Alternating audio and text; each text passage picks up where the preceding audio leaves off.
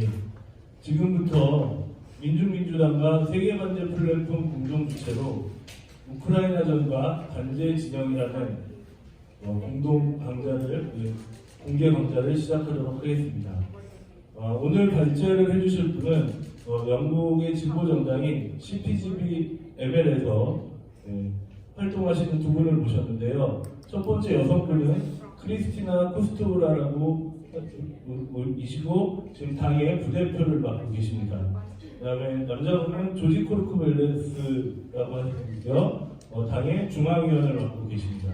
오늘 그 현재의 정세와 그리고 반제진영의 역할, 무엇을 해야 되는지 이런 얘기들을 같이 얘기해 주실 것 같습니다. 멀리서 오셨고 오늘까지 이제 전국을 돌아다니시면서 이런 얘기들을 같이 해주시고 간담회를 해주셨기 때문에 피곤한 자리일 텐데 그럼에도 불구하고 아주 열정적으로 강의를 해주실 겁니다. 우리도 같이 뜨겁게 집중해서 잘 들어주셨으면 감사하겠습니다. 시작하도록 하겠습니다.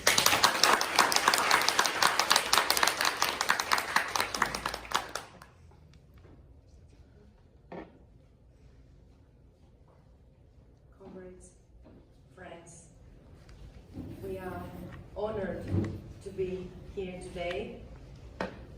We cannot express with words all the emotions that we have experienced on our journey here since we came, especially today, when we have been learning in theory became very evident and very real in front of our eyes. When we saw the stamp of imperialism on your land, when everything that is against humanity, all the weaponry, all the barbarity, becomes real in front of your eyes. It is very hard not to get the courage to take sides with those who are oppressed,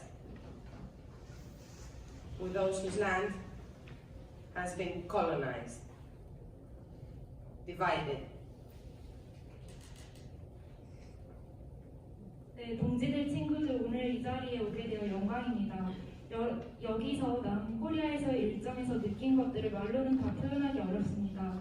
특히 오늘 이론을 통해 배운 것이 우리 눈앞에서 명백히 실제로 보여졌습니다. 특히 여러분 땅에 제국주의의 흔적들, 반인륜적이고 온갖 무기들과 함께 야만성으로 무장한 제국주의 흔적을 실제로 봤습니다. 피억압받고 그리고 식민화된 이 땅에, 분단된 이 땅의 편에 서는 것은 용기가 필요합니다. So we are having an urgent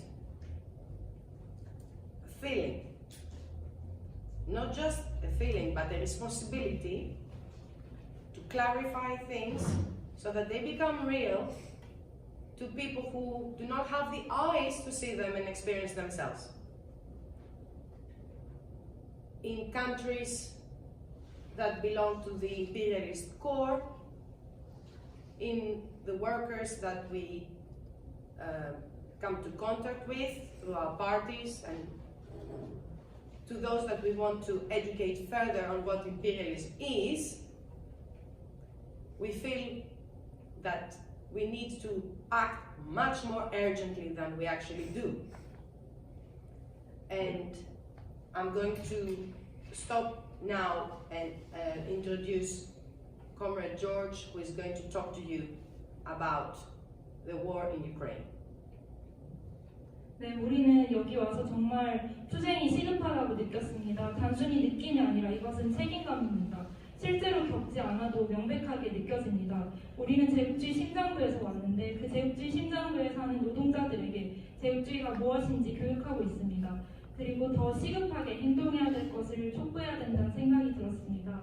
소개는 여기까지 하고 이제 조지가 우크라이나전에 대해 설명하겠습니다.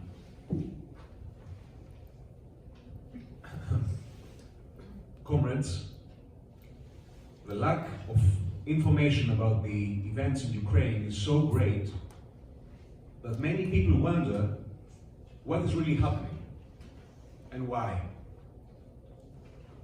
On December 1st, 1991, Ukraine declared itself an independent country, even though the Soviet Union only ceased to exist just over 3 weeks later, on December 25th, 1991. In Ukraine, as in other Soviet republics, the political right took over power in government and society.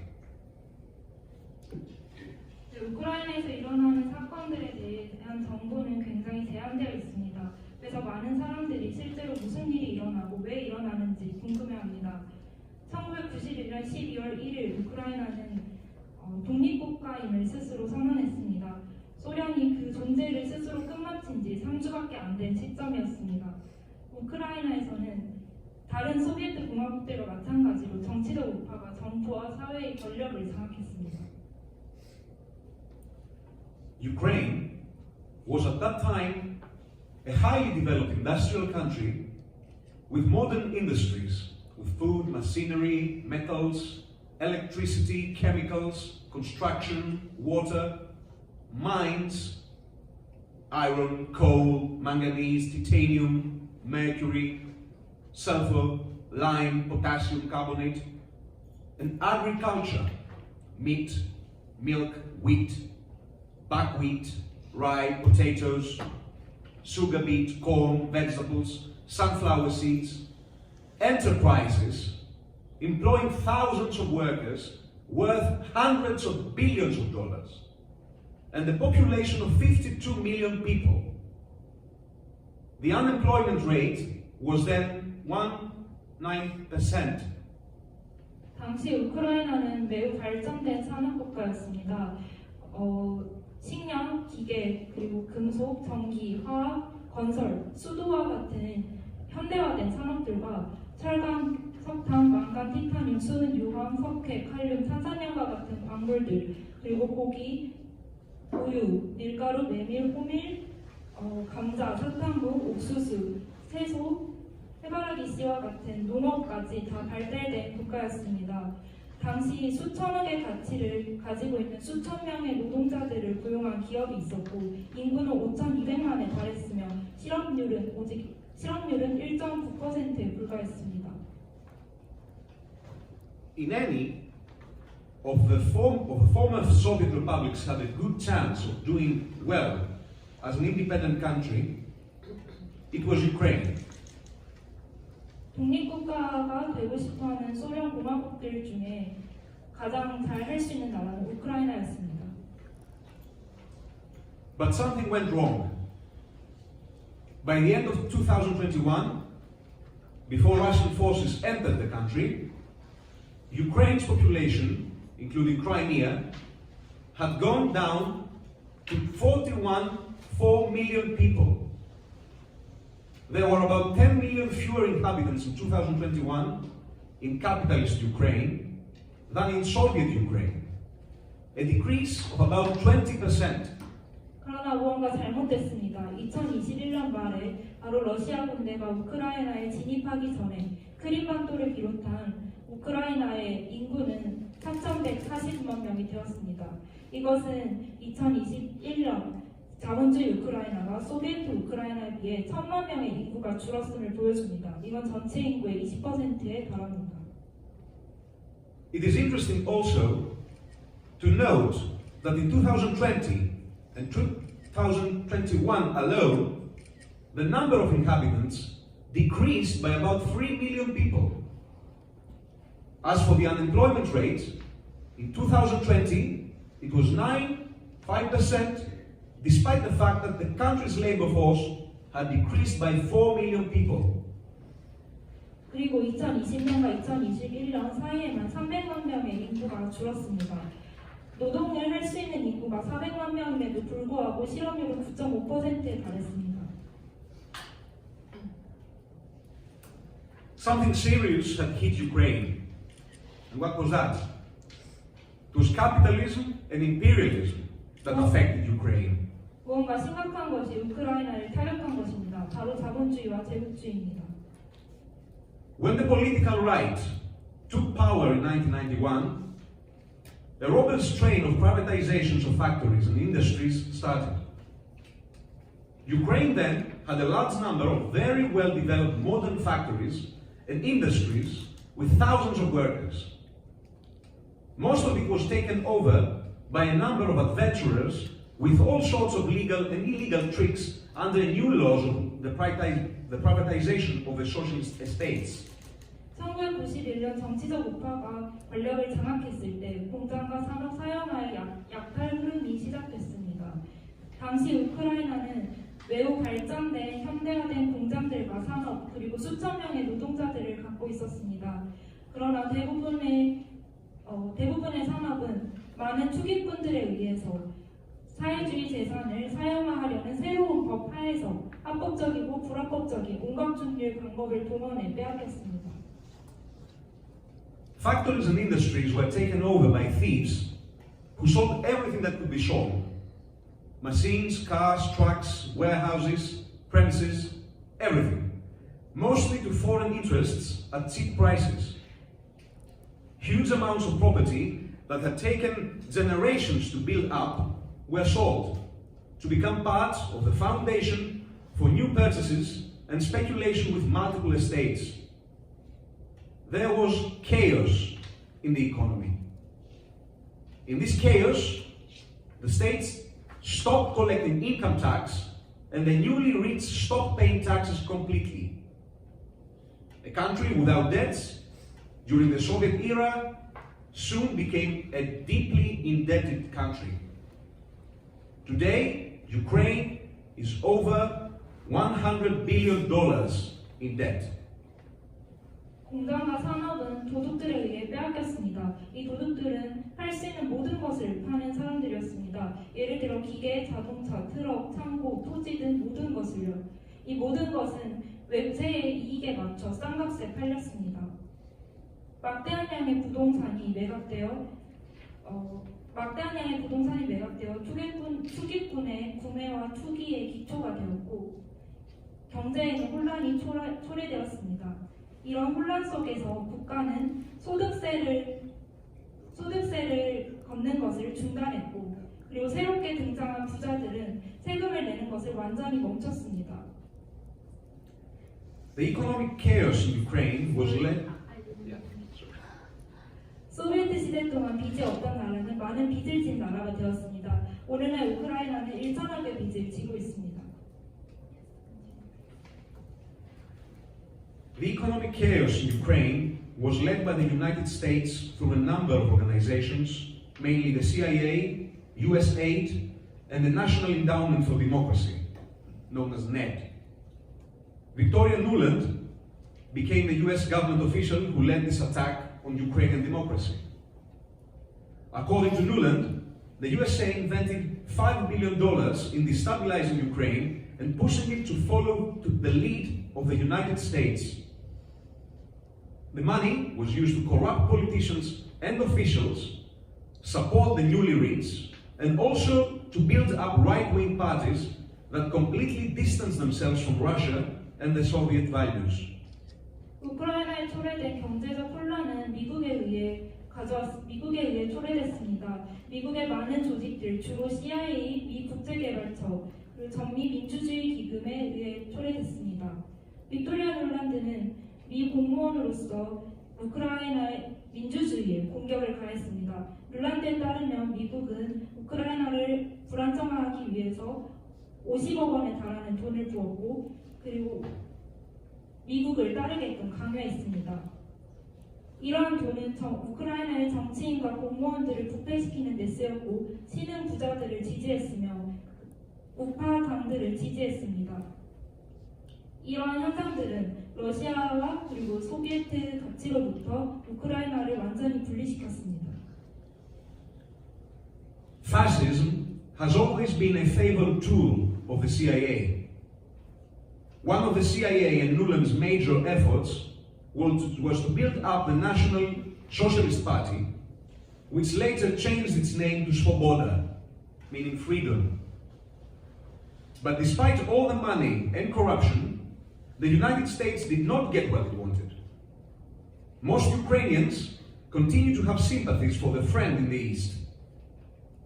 None of the elections after 1991 could provide a basis for a new path for Ukraine away from Russia.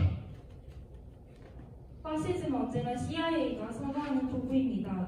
CIA와 룰란드의 주요 활동 중에 하나는 국가사회당을 만드는 것이었습니다. 국가사회당은 나중에 쓰고보다 자유라는 의미의 당이 됩니다. 그러나 이러한 돈과 국제 공작에도 불구하고 미국은 원하는 것을 얻지 못했습니다. 대부분의 우크라이나인들은 여전히 동부에 있는 벗들에게 공감을 하고 있었습니다. 1991년 이후 어떤 선거도 우크라이나가 러시아로부터 멀어지는 새로운 기반을 닦지는 못했습니다. This became very visible in the 2004 presidential election.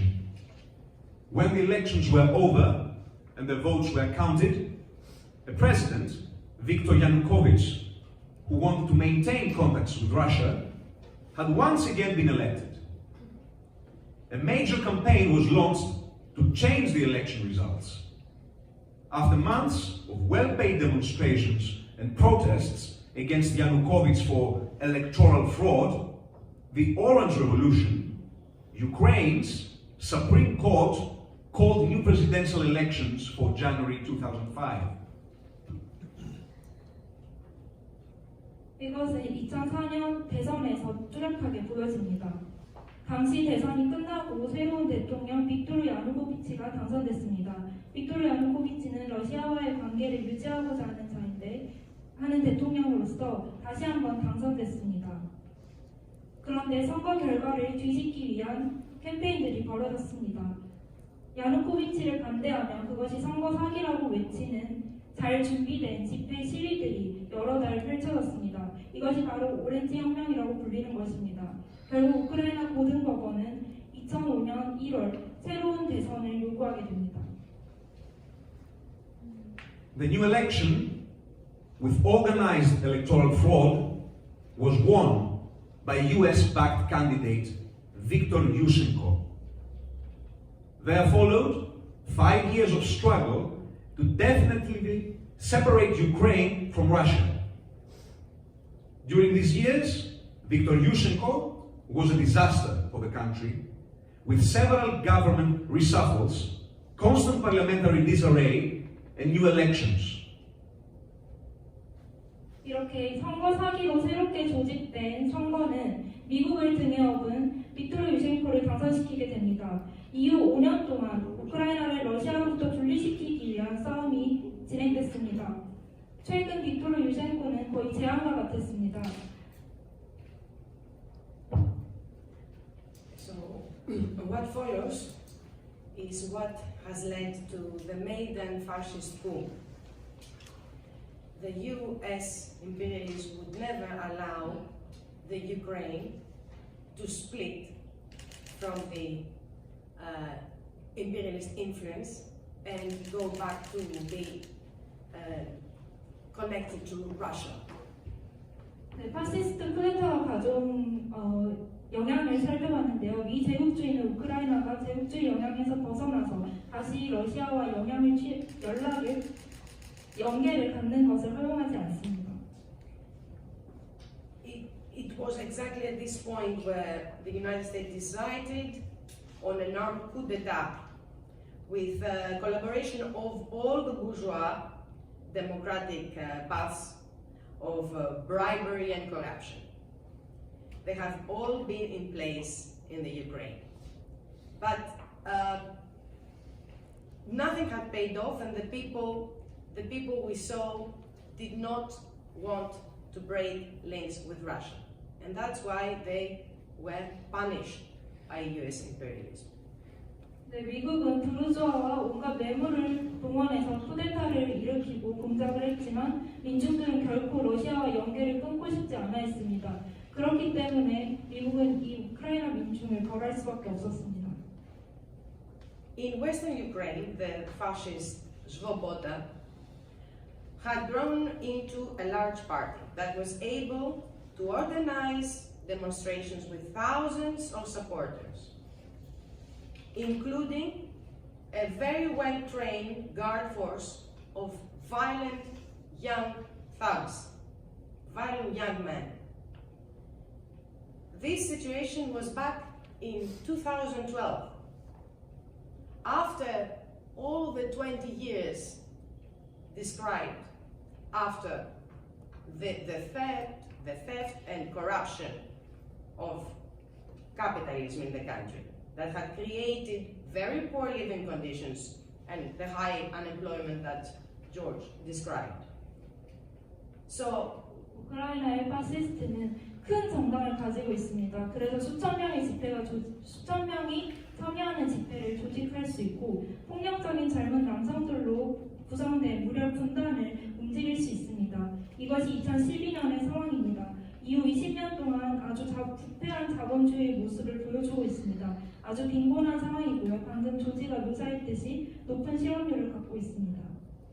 it is normal with this dissatisfaction with the state and state power, this great dissatisfaction with the living conditions, the right to take over, and of course the multi-billionaires behind them becoming increasingly wealthy. And the political right always wanted to have relations with the European Union and the US imperialist propaganda. And they were, of course, in favor of joining the European Union. And that started becoming more propagandized in the society, in the newspaper, on the TV. The need to be part of the European Union. And of course, all these people devastated by the living conditions of capitalism were looking for some kind of new hope and the increase of economic relations with the EU. So there was pressure on the government of Yanukovych to have an agreement with the European Union.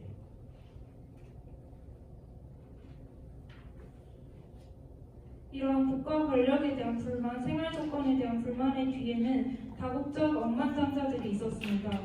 정치적 권리는 유럽연합과 미국의 프로파간다에 의해 제한됐습니다. 우크라이나는 유럽연합 안에 있는 것을 선호합니다. 신문과 TV에 모두 유럽연합에 소속되어 있는 것이 필요하다는 것을 선전합니다. 자본주의 생활 조건 상에서 마치 새로운 희망이 보이는 것처럼 유럽연합을 통해 보여줍니다. 그런데 이 야누코비치 대통령은 유럽연합에 반대했습니다.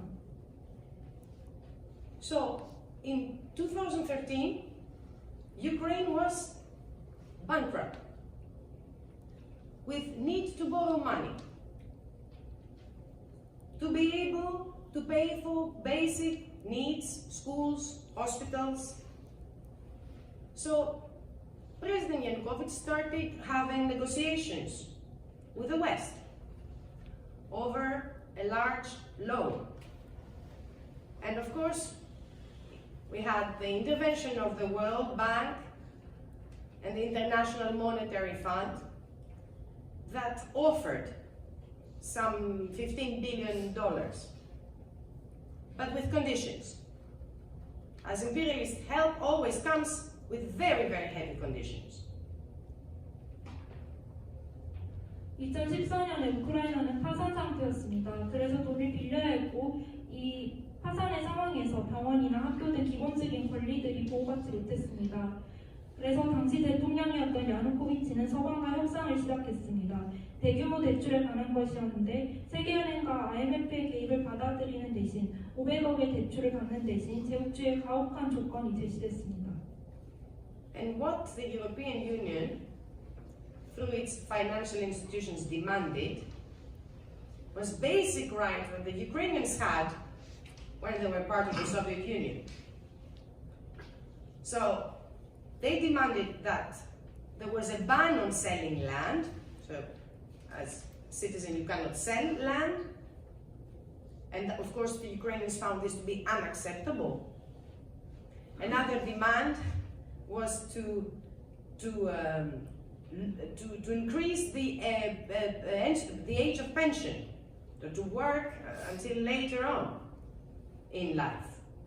And that was also not something that Ukrainians as part of the Soviet Union were used to. 유럽연합은 금융기관을 통해서 소련의 일부였던 시기에는 지켜졌던 권리들을 파괴하게 했습니다. 예를 들어서 우크라이나에서 토지 거래는 불가능했는데 토지 거래를 요구했고 연금을 수령할 수 있는 연령을 늦추도록 요구했습니다. So this is how they make a country dependent, how they enslave a country. The third demand was that the Ukrainian government, any Ukrainian government that would take the loan, we have to cut all subsidies of gas and oil that were offered to the citizens to make it easier to pay for their bills. 이것이 우크라이나를 어떻게 의존 종속국 노예로 만드는 것인가의 과정을 보여줍니다. 이러한 제안을 받아들이는 모든 우크라이나 정부는 원래 우크라이나 시민을 위해서 제공되던 가스나 오일을 종속적으로 바쳐야 했습니다. But there was another offer. There was Russian offer. Vladimir Putin offer of 15 billion loan without any of these conditions. In addition, Putin promised lower prices for oil and gas, and Yanukovych accepted Russia's offer. That was his crime.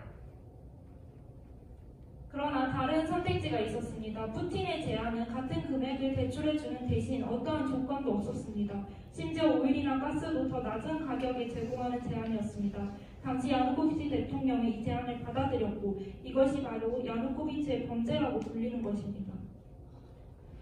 This decision, of course, of Yanukovych was not going to go down well with the European Union. They started accusing him of being against the European Union.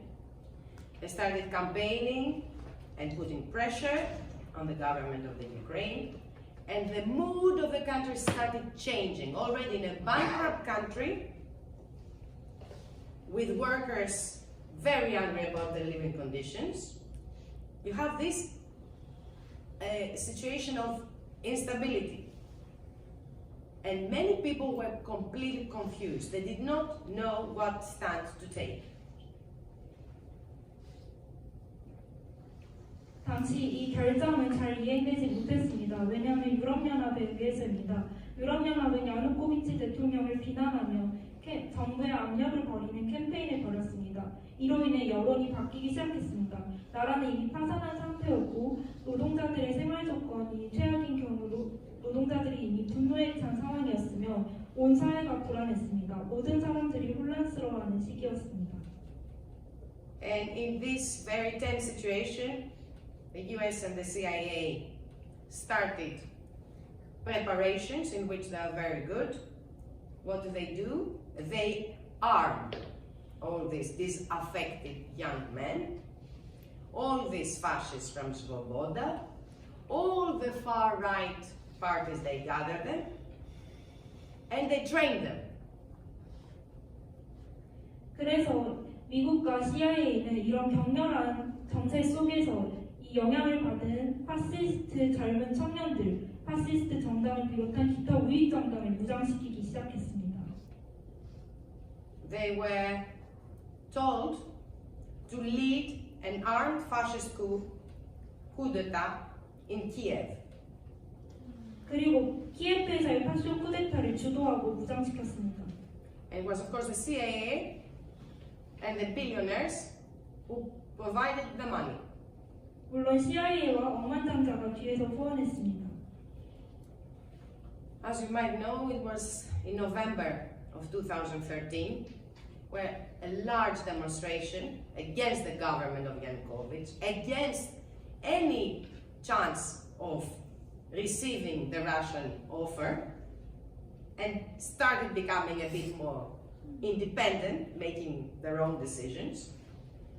They gathered in the center of Kiev what is known as the Maidan demonstrations. otherwise known as orange revolutions, something that the CIA is very good at organizing.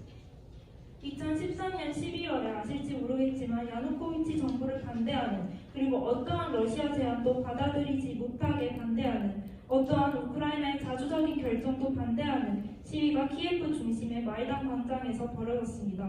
이것이 바로 마이단 시위라고 불리는 것이고 오렌지 혁명이라고도 불리는 것입니다.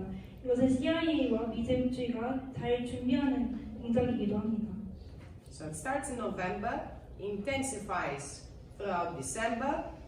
We have over 200,000 people gathering, and on 11th of December to 2013, we have dramatic turn. We have all these fascists armed with sticks, with weapons, approximately 3,000 men who were all paid fascists. They were given a lot of money for just one day's work. And, you know, you can imagine, a school teacher would get a very, you know, not even 1/3 of the money that those armed fascists received from the CIA bosses for this particular job. 11월부터 12월까지 격화되면서 20만 명이 넘는 사람들이 참여했습니다. 2013년에 드라마틱한 변화가 있었습니다. 이 3,000명의 무장된 파시스트들은 하루 용역비로 엄청 큰 돈을 CIA로부터 받았습니다. 무장한 파시스트들이 CIA 상관으로부터 받는 돈이 교사가 받는 돈보다 더 많았습니다. So you go from not being able to earn a living to earning a year's salary for staging a demonstration, for demanding the resignation of your president, and from, you know, getting this feeling that you are ruling the country and terrorizing people. 이 교사의 1년 연봉보다 대통령에 반대하는 하루 집회에서 받는 돈이 더 많았습니다. 이런 것들은 이 파시스트들로 하여금 마치 나라를 지배하고 테러리스트를 마음껏 버릴 수 있다고 느끼게 만들었습니다. The fascists create a situation of complete chaos. They work closely with the police. The violence from that coup is really the precursor, if you want, the seed of what we are seeing, the amount of violence that we see right now by the Azov battalions, by all those that the West are sending billions of money to. And we have citizens being beaten by batons, you know, iron chains, being fired upon. This whole thing, this chaos lasted 3 months. 파시스트들은 상황을 더 복잡하게 만들었습니다. 파시스트들이 경찰과 가깝게 결합하면서 이 폭력의 양은 상상을 초월했습니다. 서방은 수십억 돈을 들였고 시민들은 곤봉 등의 무기로 맞았습니다. 이러한 혼란은 3개월 동안 지속됐습니다. And this is how it's the first time that, you know, all the players are in place. It's like a chessboard. Now the Maidan made a demand for the resignation of the president, and all the people of Ukraine who were, you know, ready to support independent actions by the president become terrorized, begin to retreat. Yes, so the fear started to reign. It became a terror state because we have the fascists working, collaborating with the police, in terrorizing the people who wanted to support the president. 네, 당시 파시스트들과 경찰이 함께 결합하면서 테러리스트에 대한 민중의 두려움은 마치 비처럼 내렸습니다. So we have really a situation where we have a fascist dictatorship against the people. But the people back then are not the people. We saw an increasing degradation in the consciousness of the people of Ukraine. From 2013 to now, with a constant influx of propaganda and terror and all the exploitation of nationalistic sentiment, with the very concrete support to the descendants of Bandera. 이렇게 민주에 반하는 파쇼 독재가 시작된 것입니다. 2013년 이후로 우크라이나 민중의 의식은 저하되기 시작했습니다. 왜냐하면 그들은 지속적으로 프로파간다에 노출됐고 테러, 착취, 그리고 국수주의 정서에 노출됐습니다. 구체적으로는 반대라 후손을 지지하는 정서들에 노출됐습니다. So we wanted to give you this chronicle and take you back in time, because otherwise the situation in the Ukraine cannot be understood. It did not erupt with a sudden invasion of an independent country, stable country by Russia. 우리는 이 시기부터 돌아가 설명을 하고 싶었습니다. 왜냐하면 현재 우크라이나에 일어난 상황이 안정적인 독립국가에 대한 러시아의 침공이 갑자기 일어난 침공이 아니라는 것을 설명하기 위해서입니다.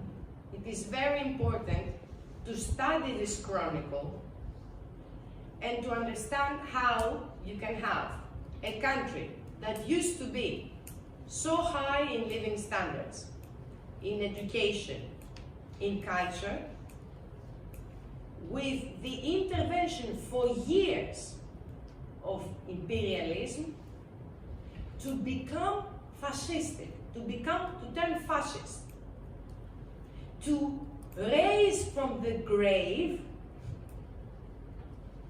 the zombie that is fascism, to turn it, to bring it to life again. How it is possible? Well, we show in economic terms how this can be done. 원래 이 과정을 살펴보는 것이 정말 중요합니다. 원래 우크라이나는 이전에 높은 생활 수준, 교육 문화 수준을 가지고 있었습니다. 그러나 수년간 제국주의 영향에 노출되며 파시즘 국가로 변모했습니다. 바로 제국주의가 파시즘을 무덤에서부터 이 파시즘 좀비들에게 생명을 불어넣은 것입니다. 이런 일이 어떻게 가능하겠습니까? 경제적 관점에서 설명해 보겠습니다. And we showed how you can completely destabilize a country, overthrow a government, create conditions of insecurity in the people, and collaborate with finding the collaborators and the class traitors who would do anything for money, to raise from the grave the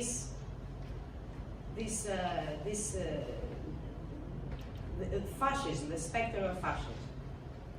Having said that, at the same time that they did that, they brought also out another sentiment in the people who remembered what the Soviet Union stood for. And that's why we see people of the Ukraine welcoming Russian soldiers by raising the symbols of the Soviet Union, the red flag.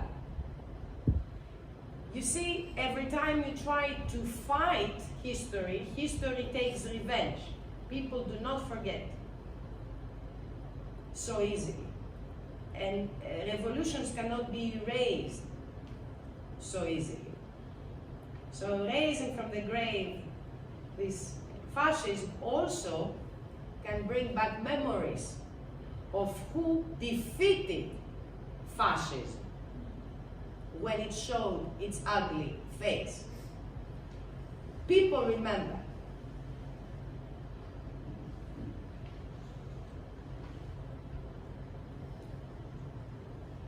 이로 인해서 불안정 그리고 정부의 전복, 사람들의 안전을 위협하는 조건이 만들어졌습니다. 그리고 부역자들과 돈을 위해 무엇이든 하는 계급 배신자들에 의해 만들어졌습니다. 이렇게 무덤으로부터 부활한 파시즘의 요소는 또한 소련이 대표했던 것들에 대한 새로운 감정을 사람들에게 불러일으켰습니다. 당시 러시아 군대가 들어올 때 우크라이나 민중은 소련의 붉은기를 흔들며 환영했습니다. 역사에 반대해 싸우면 결국 역사가 복수합니다. 민중들은 결코 잊지 않습니다.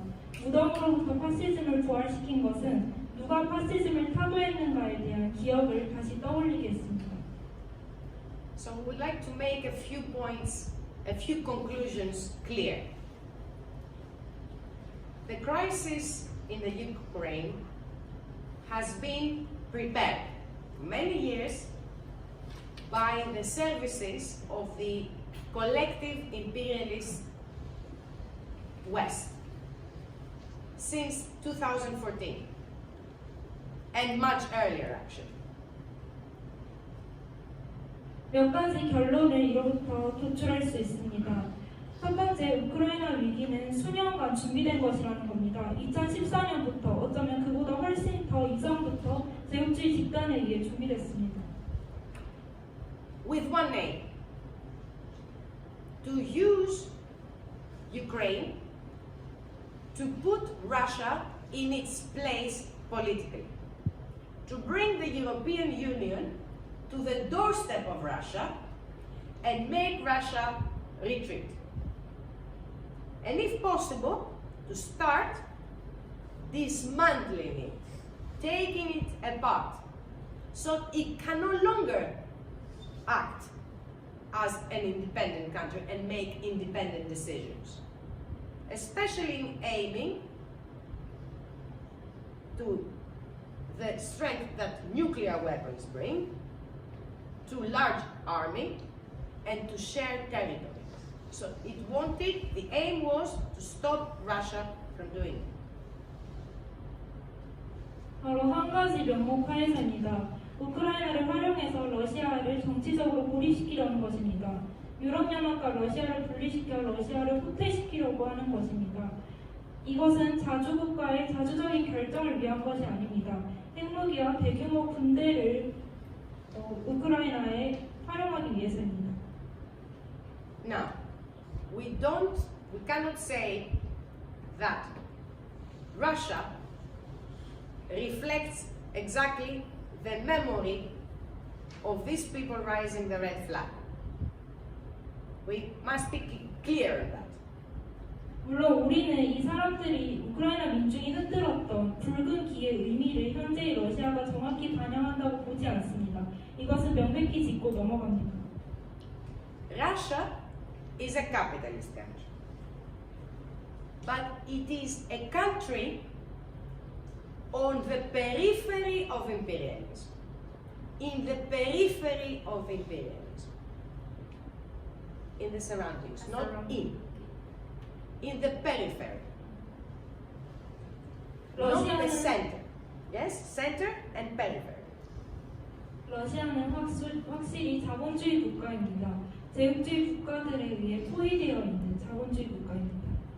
After the collapse of the Soviet Union, the government of Yeltsin sold all the land, sold all the state, all the resources, in order to belong to the club of Western imperialism.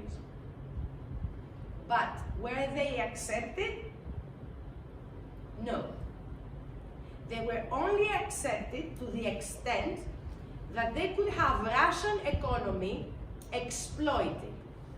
What does it mean to be exploited? It means to have fewer opportunities to develop than the imperialist nations and fewer profits for Russia. So that the profits that they make, even the Russian oligarchs, to go to the collective imperialists and not to Russia. That is what describes the periphery. 제가 그 포위되어 있다고 설명한 것은 소련 붕괴 후 그 옐친 정부는 모든 땅과 자원을 팔았습니다. 바로 서방 제국주의 클럽에 소속되기 위해서였는데요. 서방 제국주의 클럽에서는 러시아를 받아들이지 않았습니다. 오직 그들은 러시아 경제를 착취하는 데까지만 이용했습니다. 착취의 의미가 무엇입니까? 착취당하는 나라에는 발전의 기회도 거의 없게 되고 이익도 거의 얻을 수 없게 됩니다. 포위당했다고 얘기한 이유가 바로 이것입니다. So, despite the capitalists and the capitalist ruling class in Russia, this Russian government understands, first, it cannot enter the club in the way they would have hoped. So, this didn't take place.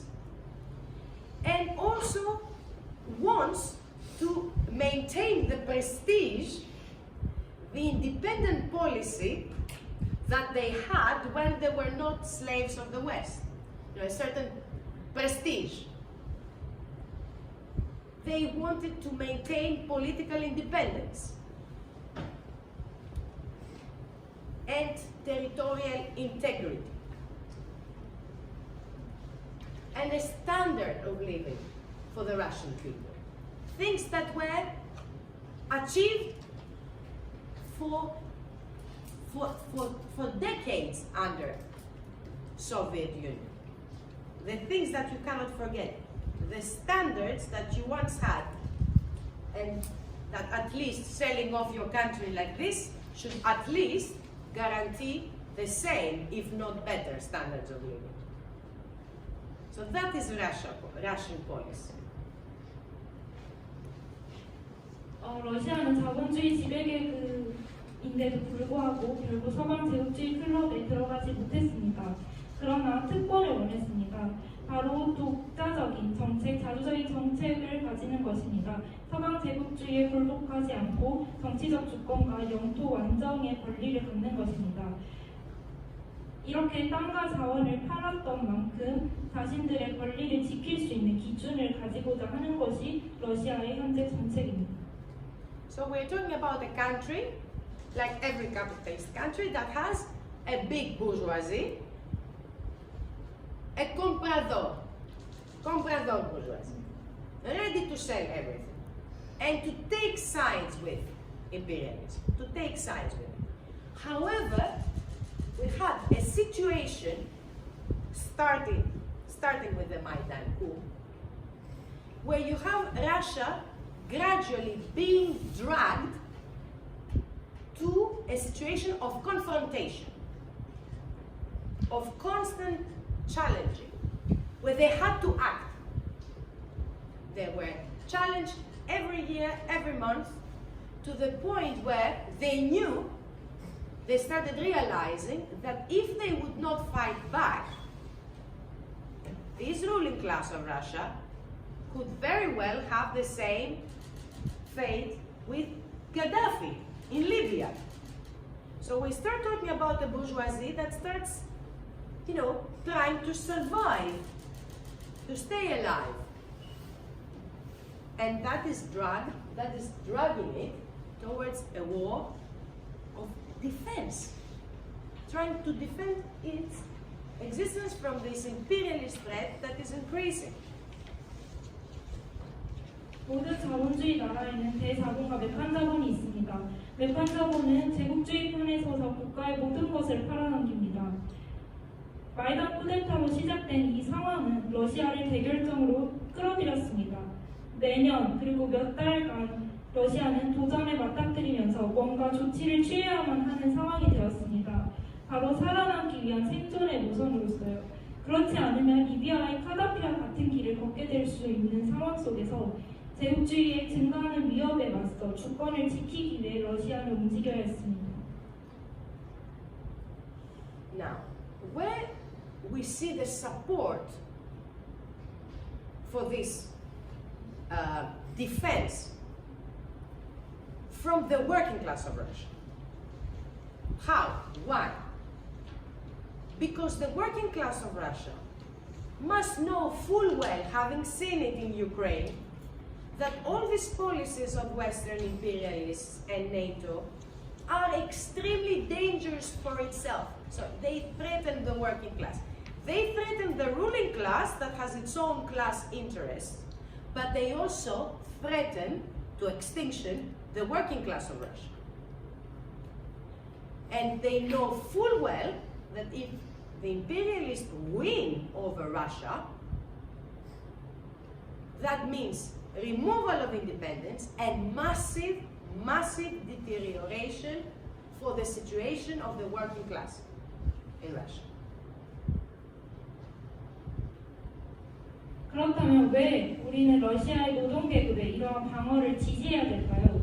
왜냐하면 러시아의 노동계급은 물론 러시아의 지배계급도 서방 제국주의와 나토 정책으로부터 이해관계를 어느 정도 위협받지만 러시아의 노동계급은 더욱 극도로 위험하게 위협받기 때문입니다. 만약에 제국주의와 러시아의 대결전에서 제국주의가 이긴다면 주권을 잃게 된다면 노동계급의 상황은 더욱 악화됩니다. So they know that they will lose their culture, they will lose their state, they will lose everything. They will lose everything that the Ukrainian people lost. They have been suffering, as we showed. And if you care, if anyone cares for the people of Ukraine, then they should really be responsible about which side they are taking. Because we see a lot of tears and a lot of sensitivities about Ukrainian people. And these people have been suffering since at least since 2013, 2014. But no one talks about it. Not to mention the people in the Democratic Republic of Donbass. We are talking about everyday Ukrainians. Very bad social situations. Anti-communists. Having to face these fascist thugs that you see them living next to you, becoming more and more powerful and arrogant. Having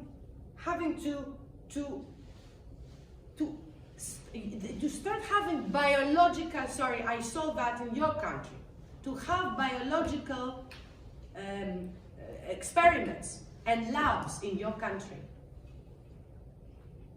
I mean, what worse threat can you think about that than that? It doesn't exist. And I am shocked from the things that I saw there in the bases today.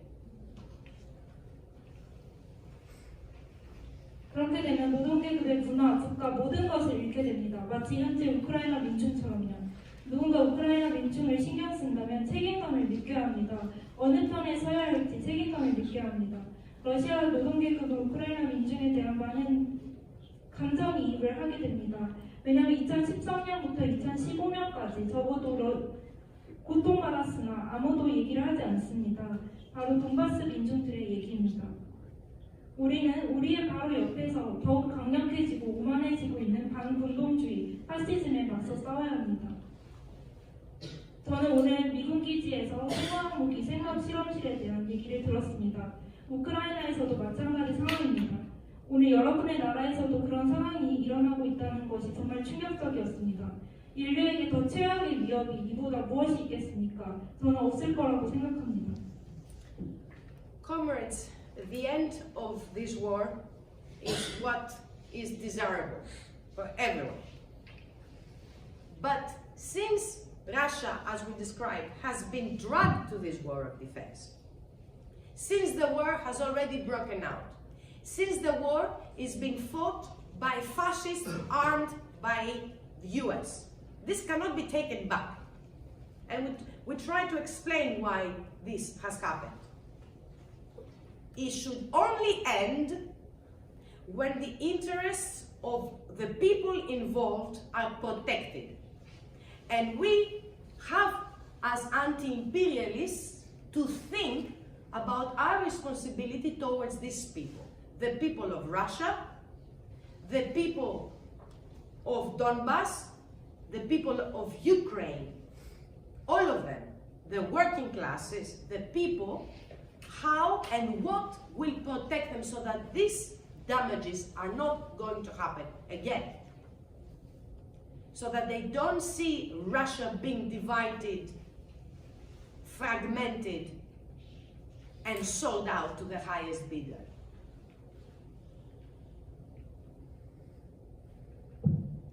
동지들, 우리는 이 전쟁의 마지막에 대해 생각해봐야 됩니다. 파시스트와 미제국주의로부터 시작된 이 전쟁은 지금 러시아가 방어하는 과정을 거치고 있습니다. 오직 이 전쟁의 결말은 민중의 이해관계를 옹호하는 것으로 끝나야 합니다. 반제국주의로서의 책임감은 바로 러시아 민중, 돈바스 민중, 우크라이나 민중, 그리고 모든 노동계급에 대한 책임감에 있습니다. 모든 노동계급들에게 이러한 피해가 다시는 일어나지 않게 하는 것이 우리의 일입니다. Some media analysts, geopolitical analysts, people who are on the payroll of US imperialism, they want us to see this war as between Russia and Ukraine. Like states, like if it was a fight between two people. But this war is actually global. And more than that, it is, if it escalates, which is escalating every day, it can bring us to the Third World War. For many people, many thinkers, many analysts, it has already begun. Third World War has already begun. 많은 매체와 지정학 분석가들은 이러한 전쟁을 러시아와 우크라이나 두 국가 간의 싸움, 두 민중 간의 싸움으로 봅니다. 그러나 이것은 두 국가 간의 싸움이 아니라 전 세계적인 전쟁입니다. 더구나 이 전쟁이 매일매일 고조된다면 결국 3차 대전으로 이어질 것입니다. 현재 많은 분석가들은 이미 3차 대전이 시작됐다고도 분석하고 있습니다. And today, we experienced seeing the real place where these weapons can be actually launched and to see them warm up. This threat became very real. It's not in theory, especially for your country, especially for your people. So our responsibility is to make sure that at least we are not confused as to the nature of this war that can affect your country, my country, everyone. It's global.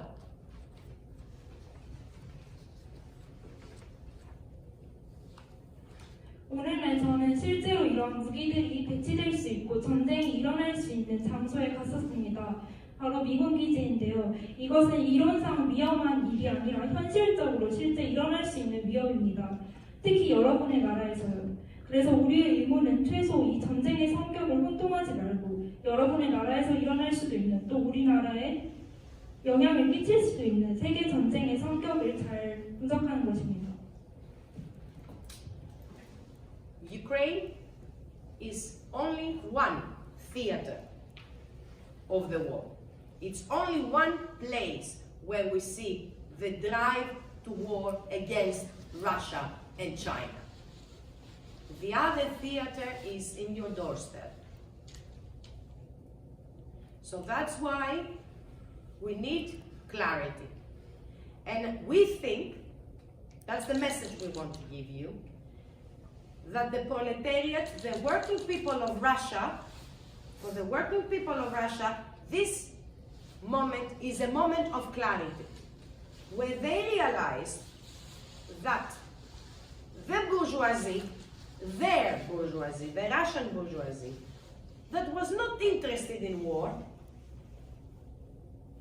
as it has proven, and it delayed the reaction to the threats of imperialism. And we saw all the oligarchs leaving the country. They have left the country because we see them in London. We see them, we meet them. We know they have left the country. So the people who are back in Russia, who stayed, they're not just the common, Russian oligarchs who abandoned the boat, like the ship, like rats. Those have left. And the people of Russia see that this is not a war waged by Russian imperialists. Russian imperialists. Otherwise, they would not have the support of the working people of Russia. 75% support for the government.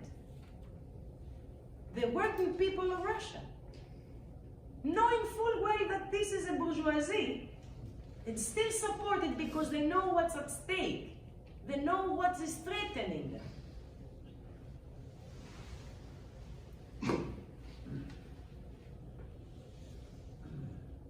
우크라이나는 러시아와 중국을 반대해서 일어나고 있는 전쟁 책동의 하나의 전장일 뿐입니다. 또 다른 전장은 바로 여러분의 문턱이 있습니다. 우리가 주고 싶은 메시지는 러시아 노동자들은 현재 이 순간을 명확히 깨닫고 있다는 것입니다. 그들은 자신의 자본계급이 이 전쟁에 이해관계가 없다는 것을 명확히 깨닫고 있습니다. 실제로 러시아의 올리가리들은 자신들의 모든 재산을 주고 러시아를 떠나고 있습니다. 우리는 런던에서도 그런 올리가리들을 봤습니다. 그렇기 때문에 러시아에 머무는 러시아 민중, 노동자들은 이 전쟁이 결코 러시아 제국주의에 의한 전쟁이 아니라는 것을 깨닫고 있습니다. 75%의 러시아 노동자가 정부를 지지하고 있습니다. 이 뜻은 러시아 노동자들이 어떠한 위기에 처해 있고 무엇이 우리를 위협하고 있는지 명확히 안다는 뜻입니다. Comrades, there's no such thing as Russian imperialism. It doesn't make sense economically, historically, politically, pragmatically. It doesn't. And the powers of finance capital know that full well because they never accepted on equal terms Russia. It was always at the periphery, and it still is. So to talk about Russian imperialism is actually not having the responsibility, moral, political clarity of mind to take sides for the working classes of these countries and for the world. It's an irresponsible, dangerous position that can bring tragic consequences for humanity.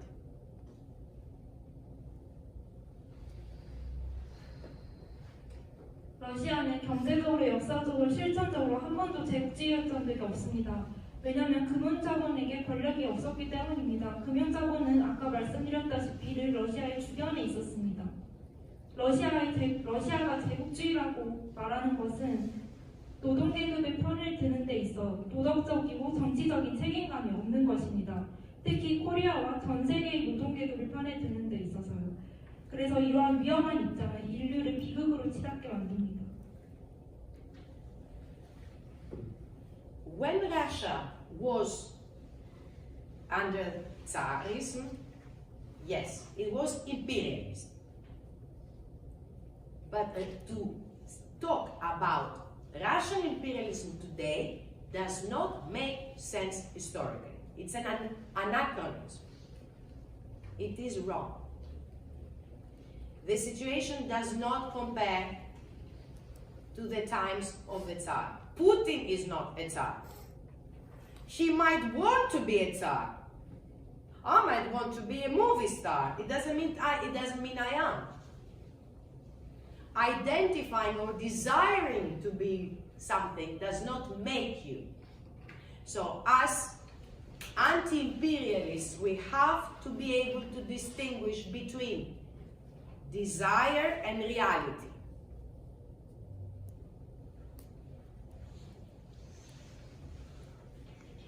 러시아가 짜르 체제 하에 있던 시기는 제국주의라고 할 수도 있겠습니다. 그러나 현재의 러시아는 결코 제국주의가 아닙니다. 현재의 러시아를 제국주의로 보는 것은 아나크로니즘이고 틀린 얘기입니다. 물론 푸틴이 나는 짜르가 되고 싶다라고 생각할 수도 있습니다. 그러나 내가 마치 영화배우가 되고 싶다라고 생각하는 것처럼 그 개인의 욕망을 대입해서는 안 됩니다. 우리 반제국주의자들은 욕망과 현실을 구분할 수 있어야 합니다. We wouldn't be, I guess we wouldn't be talking to you today if it wasn't urgent to understand a few things, and if it wasn't confusing to some people. Because there is confusion in the movement about this operation, the Russian operation in the Ukraine. It has been confusing as to which side anti-imperialists should be taking, what is the situation, what is the character of the war, and what shall we say to the working masses. We are a Communist Party of Great Britain. We have a responsibility to convince the working class of Britain to wish for the ruling class to be defeated.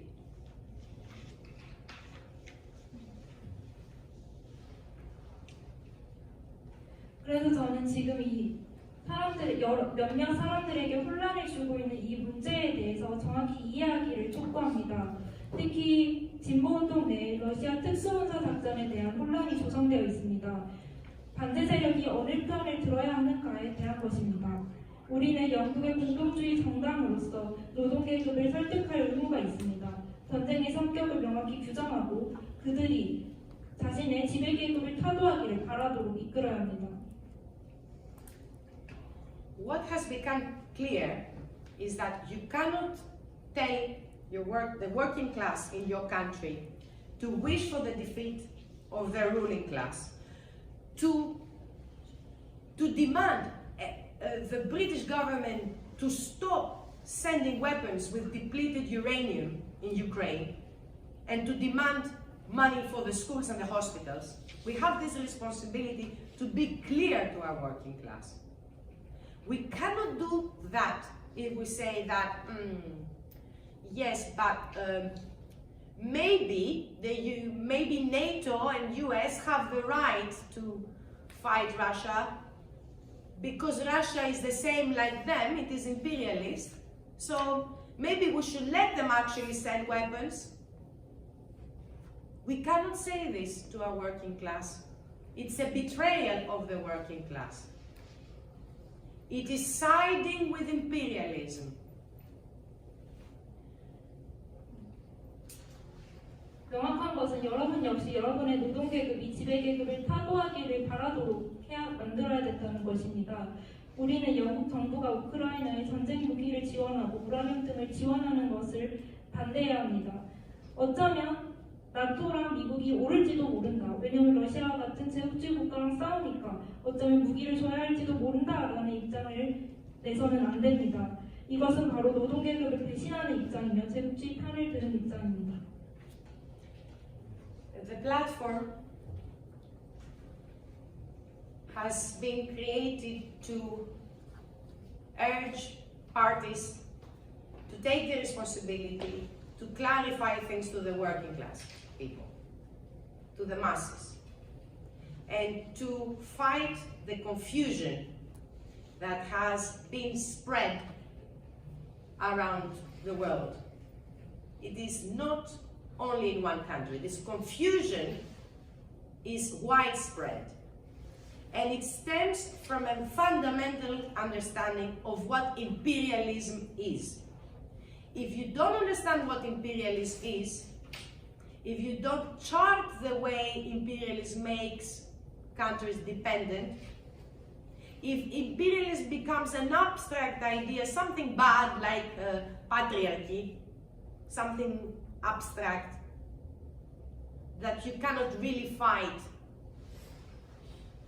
then you cannot create unity. You cannot have alliances between parties and between countries to be able to fight. It demobilizes people. It makes them feel that they cannot do anything. this confusion about imperialism. And Comrade George is going to talk to you about this confusion, why we need to fight it, and where it comes from.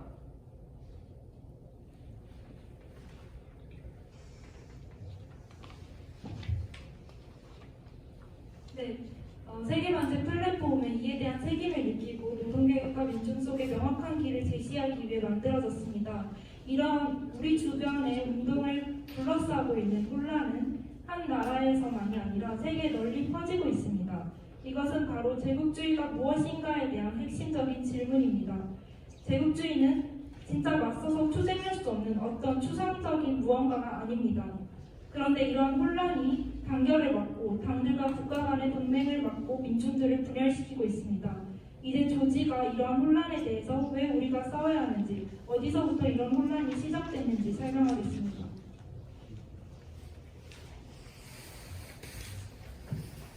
Myself and Comrade Christina, we both come from Greece.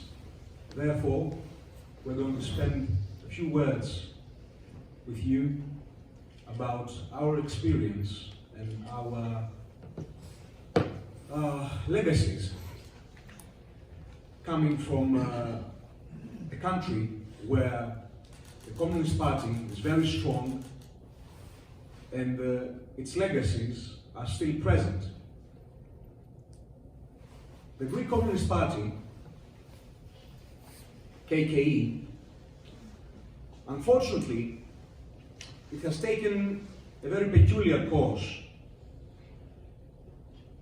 It seems that it has no problem with identifying imperialism with every capitalist state in the world.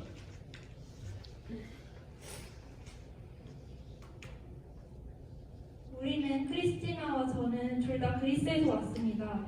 먼저 우리의 경험 그리고 유산에 대해 몇 가지 말씀드리겠습니다. 우리나라는 공동주의당이 매우 강하고 그 유산이 여전히 존재하는 나라입니다. 그리스 공산당은 특이한 노정을 걸어왔습니다. 그리스 공산당은 최근 세계 모든 자본주의는 제국주의라는 제국주의 규정의 문제를 들고 있습니다.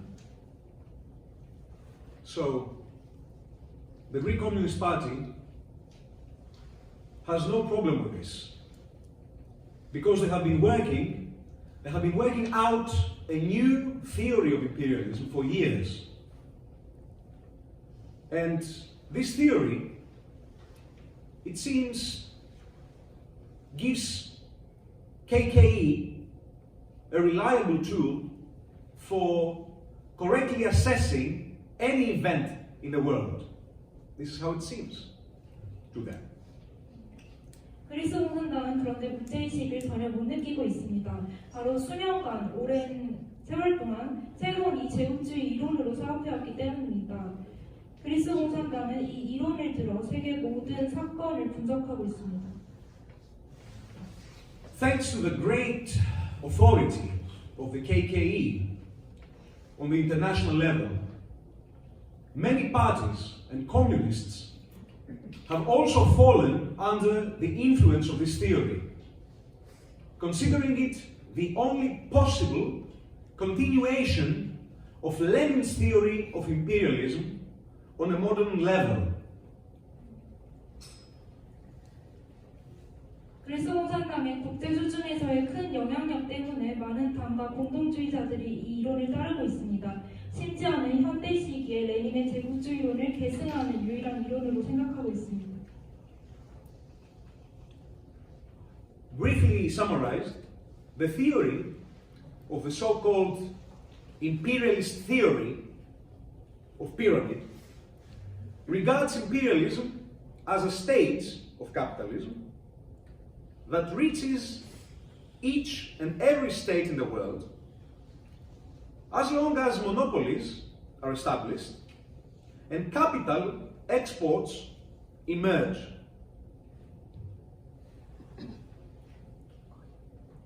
In fact, according to this theory, every modern capitalist country is automatically imperialist at the same time.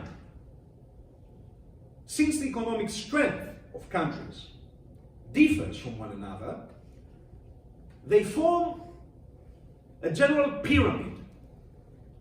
The countries at the top are the dominant ones. At the bottom are very poor countries, which are nonetheless imperialist as well. Everyone is imperialist. Everyone. You, everyone. 요약해서 말하자면 제국주의 피라미드론이라고 하는 이 이론에서는 제국주의는 자본주의 단계로서 현 시기 각각의 모든 국가들이 독점을 가지고 있고 자본 수출이 나타나고 있습니다. 그래서 모든 현대의 자본주의 국가들은 자동적으로 제국주의 국가가 되고 동시에 그 차이는 오직 경제력에 의해서만 규정된다고 말합니다. 그래서 이것은 일반적인 피라미드 모양을 하고 있으며 가장 지배한 국가가 가장 위층에 나타나고 가장 가난한 경제력이 약한 국가가 가장 아래층에 위치되지만 이 피라미드 내의 모든 국가는 전부 제국주의 국가입니다. Vasilis Opsimos from KKE, in his article Lenin's Theory of Imperialism and Its Distortions, sharply criticizes the many opportunists who question this theory. For example, he writes, characteristic of all these efforts in the continual excuses typical of the opportunism that Lenin himself denounced in his day. Not only do they refuse to draw historical lessons, but they leave the ground of revolutionary dialectics, of concrete analysis of the concrete situation, and return to the ossified forms of a modern Menshevik, reformist strategy.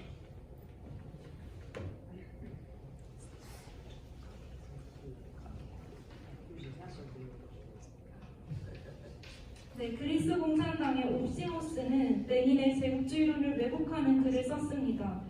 그는 이 이론에 대해 문제의식을 갖는 자들을 기회주의로 규정하며 다음과 같이 말했습니다.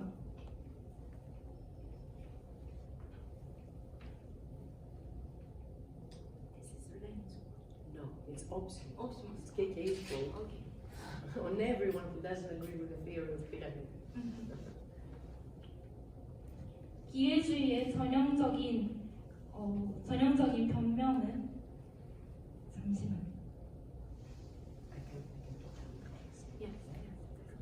So basically, what the KK accuses everybody who does not agree with their theory of pyramid of being anti-Leninist, of being opportunistic, of being like the Mensheviks, of wanting a reformist strategy. So all these accusations about what I told you today apply.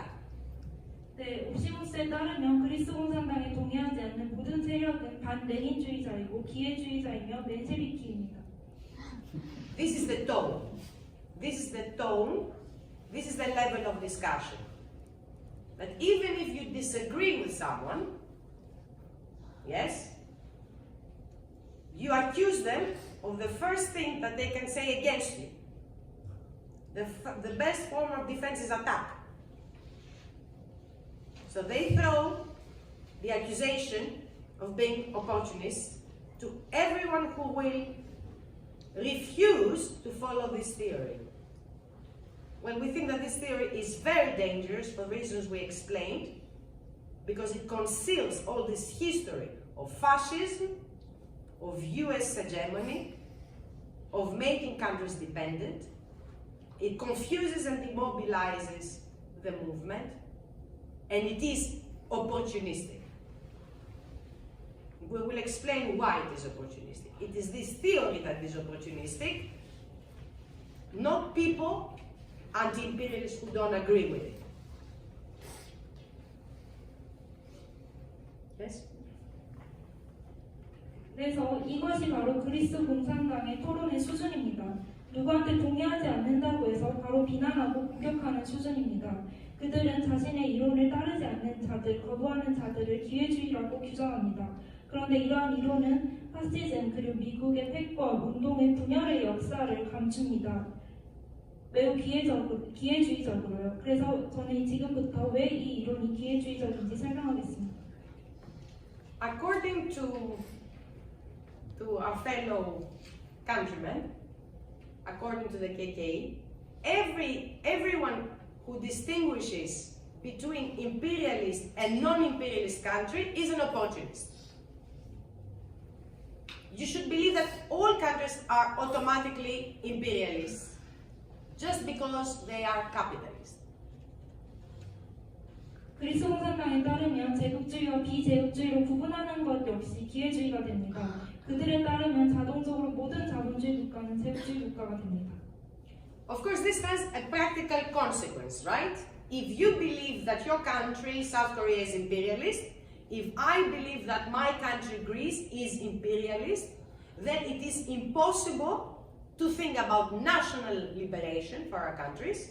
It's impossible to form alliances to fight US imperialism that compresses us, and it is impossible to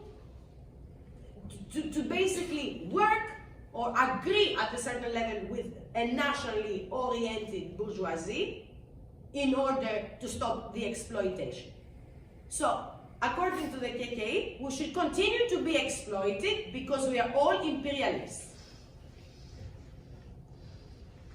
그래서 이것은 다음과 같은 실천적 결과를 초래합니다. 만약에 여러분의 나라인 남코리아가 제국주의라고 믿고 저희 조국인 영국이 제국주의라고 믿는다면 민족개방 운동이나 혹은 미국 미제국주의에 대항하는 동맹을 형성하는 것과 같은 일은 불가능하게 됩니다. 또한 민족지향의 부르주아제도 착취를 위해서 막아야 합니다.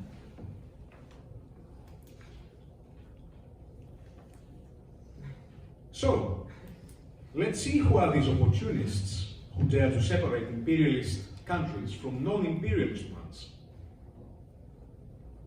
Chronologically, the first of these opportunists is Vladimir Ilyich Lenin. KKE knows very well that Lenin, in his most famous work on imperialism, lists colonies and various types of dependency, using Argentina or Portugal as examples. But KKE tries to refute Lenin, saying that everything is different today. In his speech at the Second Congress of the Comintern, Lenin says the following. I will let our comrade translate and I will continue. 그래서 이 제국주의와 비제국주의로 나뉘는 것을 기회주의자라고 보는 그리스 공산당의 입장에서 누가 기회주의자인지 한번 봅시다. 먼저 첫 번째는 그러면 블라디미르 레닌입니다. 그리스 공산당은 레닌의 제국주의론에서 식민지와 의존성에 대해 얘기하며 아르헨티나와 포르투갈을 예시로 든 것을 잘 알고 있습니다. 그러나 그리스 공산당은 현 시대에는 모든 게 달라졌다는 이유로 이를 부정하고 있습니다. So the quote by Lenin addressing the Congress of the Comintern. He says, what is the most important, the fundamental idea in our thesis? The distinction between oppressed and oppressing peoples. 레닌은 코민테른에서 다음과 같이 말했습니다. 이 이론의 핵심적인 것에서 가장 중요한 것은 무엇인가? 바로 억압 세력과 피억압 세력을 구분하는 것이다. We emphasize this difference, says Lenin, in contrast to the Second International and to bourgeois democracy. 레닌은 이 제2국제당의 부르주아 민주주의를 예로 들면서 이 차이를 강조했습니다. In the epoch of imperialism, it is particularly important for the proletariat and the Communist International to establish the concrete economic facts and in solving all colonial and national questions.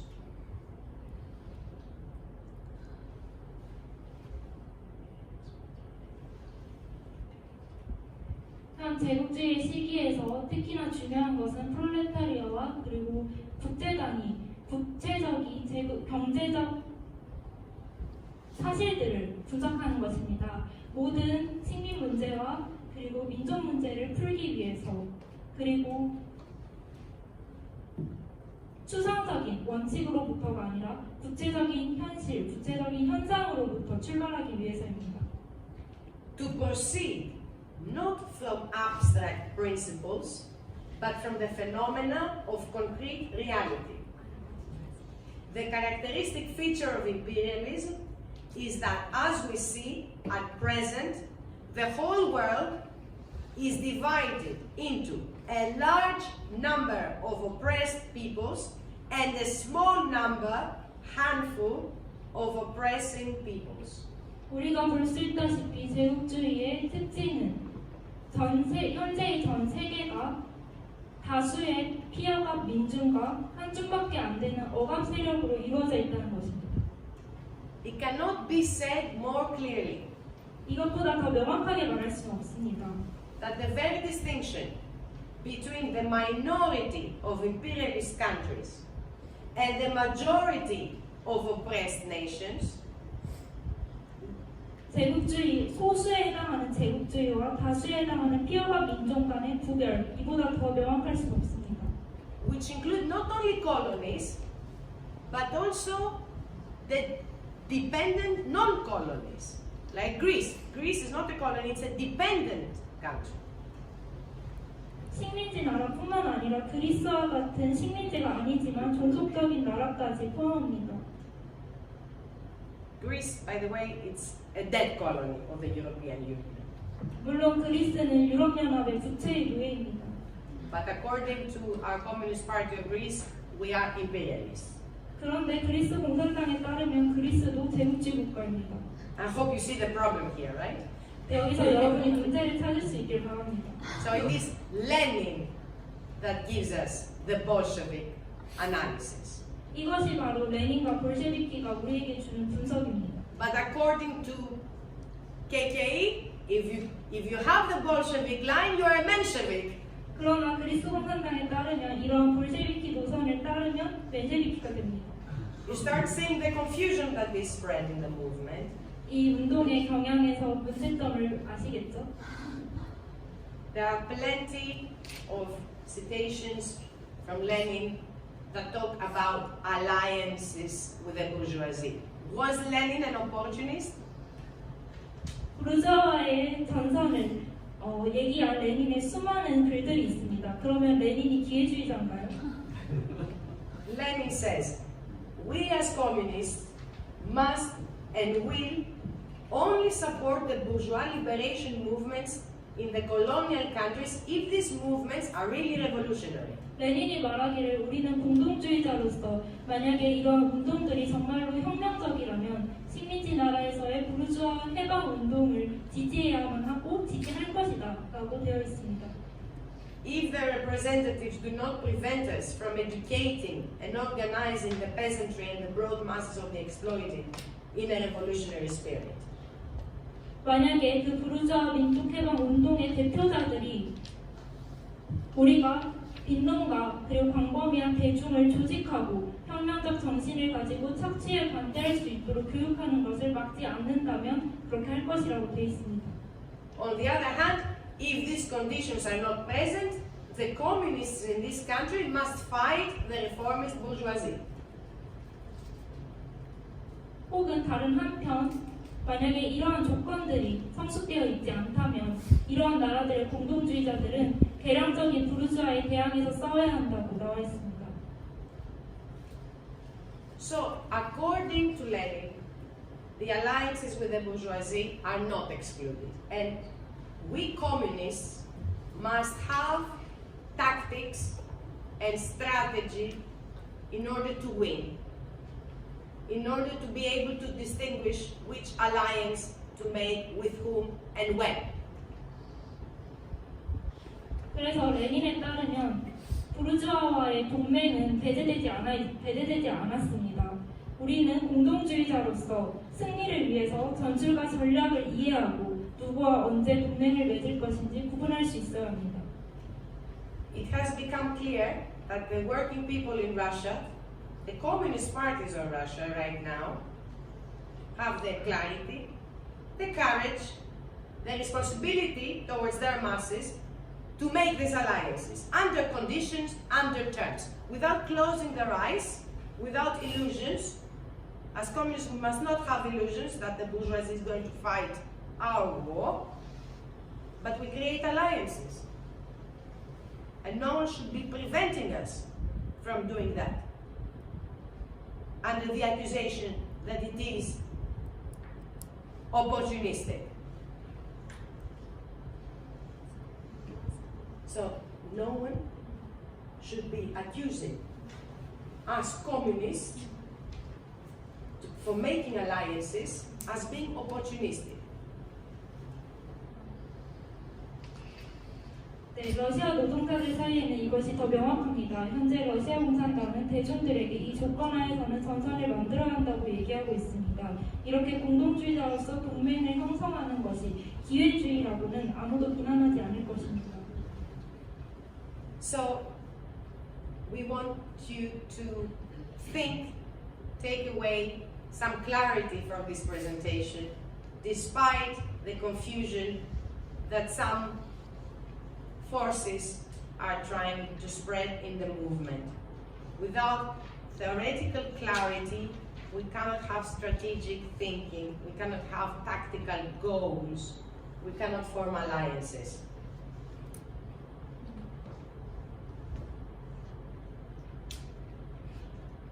그래서 우리는 이러한 운동 내에 혼란을 일으키는 몇몇 세력에도 불구하고 명확성을 강조합니다. 왜냐하면 이론적인 명확성 없이는 전략적 사고와 전술적 목적 그리고 동맹을 형성할 수 없기 때문입니다. Stalin, who was a student of Lenin, supported national liberation movements. 레닌의 제자였던 스탈린 역시 민족해방 운동을 지지했습니다. The Chinese communists in 1927 were advised to work with the bourgeoisie even after the betrayal of and the cruel persecution of the communists. 중국 공산당은 1920년대 부르주아 세력의 그 잔인한 공산주의자들에 대한 탄압에도 불구하고 부르주아 세력과의 동맹을 얘기했습니다.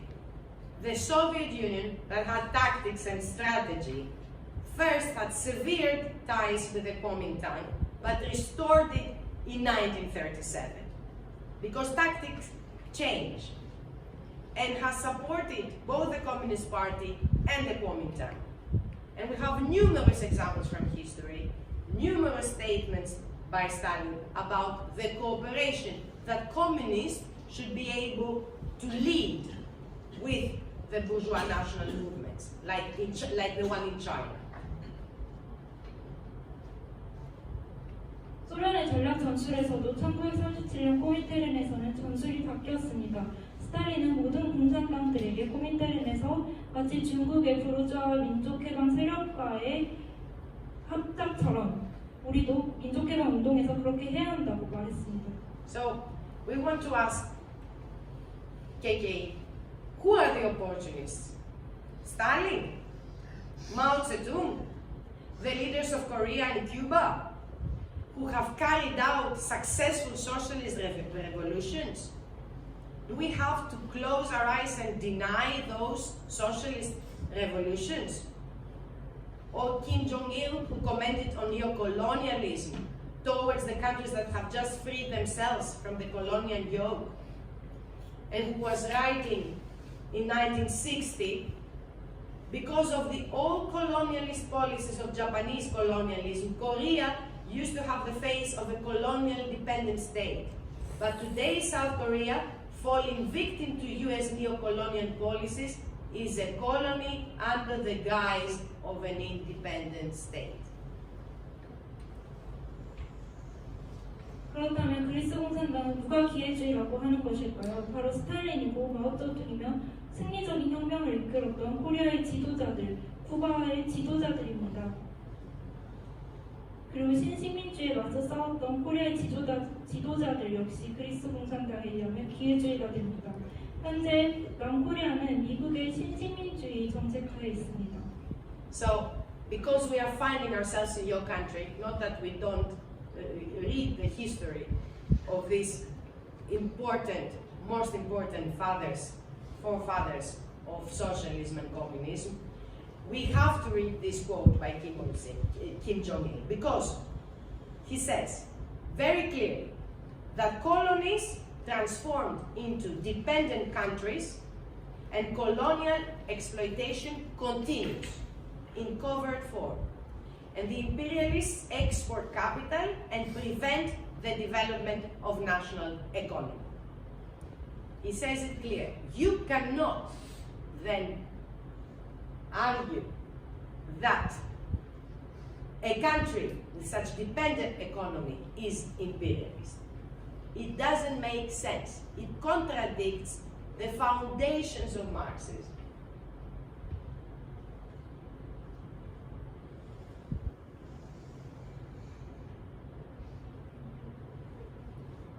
I will repeat the quote, yeah. Yeah.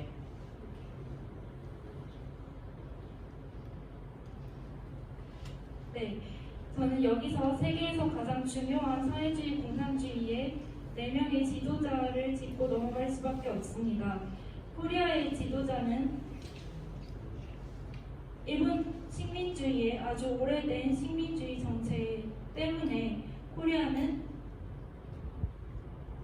식민주의 의존국이 되어야만 했었다. 하지만 현재 남코리아는 미국의 다시 신식민주의 정책 하에 놓여 마치 독립국가로서의 가면을 쓰고 실제로는 식민지인 상황에 처해 있다. 네, 이 문구만 봐도 우리는 더 논쟁할 거리가 없습니다. 막스의 기초에 대한 모순인 것입니다. So something is seriously wrong with this theory of the pyramid. I hope we have been able to demonstrate this. You can find the same understanding, clarity of imperialism in the writings of Che Guevara, of course, where he understands the total dependency of oppressed countries. Where, again, these are students of Lenin who are able to see what is a minority, a handful of oppressors. This list is indefinite. You can, in your own reading, in your own studies, you can find thousands of quotations to support this. 네, 이것만 봐도 피라미드 이론은 심각한 오류를 가지고 있다는 것을 알 수 있습니다. 제국주의에 대한 명확한 규정은 체게바라의 글에서도 찾아볼 수 있고, 레닌이 소수의 한 줌밖에 안 되는 억압국가, 제국주의 국가라고 표현한 수많은 인용구에서도 찾아볼 수 있습니다. What this theory of the pyramid wants us to forget, it's all the successful socialist revolutions of the world, basically. 그리고 기본적으로 이 피라미드 이론이 강조하고 있는 것은 성공적인 혁명입니다. 세계적으로 일어났던 성공적인 사회주의 혁명들에 대한 것입니다. That unlike the Russian Revolution, these revolutions were inspired by the idea of national liberation. 또한 민족해방 사상에 의해 완수됐던 민족해방 혁명에 대해서도 강조하고 있습니다. We need to remember in history the group around Fidel Castro in Cuba. And KK seems to love Cuba. It's maybe the only country that it has a problem defining as imperialist. But they also have to remember that the group around Castro was not Marxist. It consisted of peasants.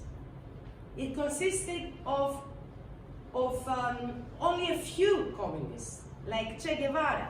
And only later, after the victory, after the revolution, with the help of their alliances with Soviet Union, Cuba became socialist. And that, of course, defined further successes for the revolution. 역사에서 살펴보면 피델 주변의 그룹을 살펴볼 수 있습니다. 그리스 공산당은 쿠바를 좋아하는 것처럼 보입니다. 다른 혁명이 성공한 국가들에서 문제점을 찾아서 제국주의라고 규정하는 것과는 달리 쿠바를 좋아하는 것처럼 보입니다. 그러나 피델 카스트로 주변의 그룹은 실제로 막스주의자는 거의 없었습니다. 그 주변의 사람들은 대부분 빈놈으로 구성되어 있었고 아주 소수의 체게바라와 같은 공동주의자들이 있었습니다. 쿠바는 혁명 승리 이후에 오히려 소련의 동맹의 도움으로 인해서 사회주의 혁명에 승리하고 더 많은 성과를 얻을 수 있었습니다.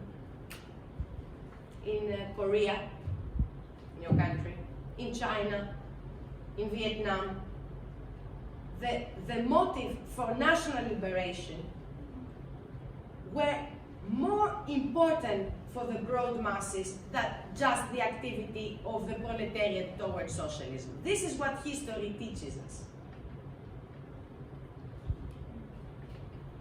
코리아, 중국, 베트남과 같은 민족해방 혁명에서는 사회주의의 프롤레타리아만을 견인하는 것보다 광범한 민중을 견인하는 것이 더 중요합니다. But it was the communist parties of these three countries who became leaders for the national movement. 그러나 바로 코리아, 중국, 베트남의 공동주의 정당의 리더들이 세계적인 혁명 운동의 리더들이 되었습니다. And back then, and throughout the 20th century, there was no doubt in the communist movement about who is imperialist and who is not imperialist. And they were not saying that they were all participating in an imperialist pyramid. 그리고 20세기 이 시기의 공동주의 운동 내에는 누가 제국주의고 누가 제국주의가 아닌지에 대한 혼란은 없었습니다.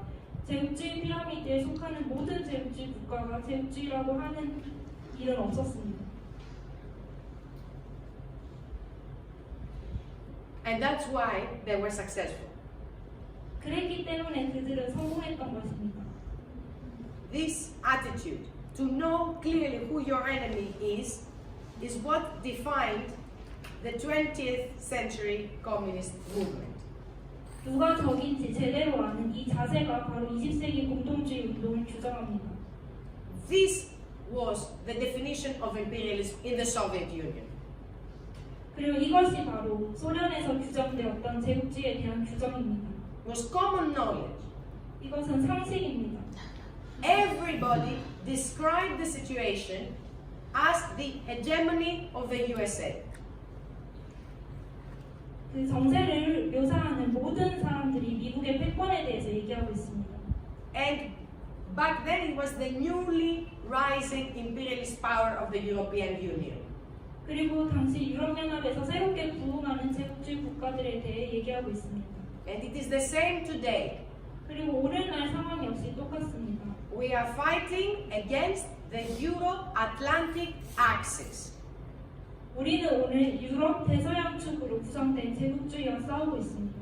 We are fighting and wish for the defeat of the US-led NATO. 우리는 오늘날 미국이 주도하는 나토의 패배를 바라고 있습니다. We, as communists, we have to say clearly, 우리는 공동주의자로서 이러한 말들을 명확히 해야 합니다. unequivocally, without confusion. 어떤 혼란도 조성하지 말고요. As Greeks, we have to say clearly that we condemned back then the attack of imperialist European Union against our country. 그리고 그리스인으로서 우리는 유럽 제국주의를 규탄하고 유럽 제국주의를 공격해야 한다고 명확히 말해야 합니다. But now, it turns out that the KKE generally rejects the term anti-imperialism and describes all countries with a capitalist economy as imperialist. 그리고 그리스 공산당은 모든 자본주의 국가가 제국주의라고 하면서 일반적으로 반제국주의를 배격하고 있습니다. They say that countries differ quantitatively, in terms of economic strength, but not qualitatively. So the different. 그리스 공산당은 경제력과 같은 양적인 지표를 가지고 차이를 규정합니다. 질적인 것이 아니라. And since the KKE is a very respected party at the international level, many parties are now under its influence, its theoretical influence. And many communists in the movement have also come under this influence and now reject any anti-imperialist struggle unless it is purely socialist and proletarian. 그리스 공산당은 국제적으로 존경받는 당이기 때문에 많은 당들과 많은 공동주의자들이 영향을 파에 있습니다.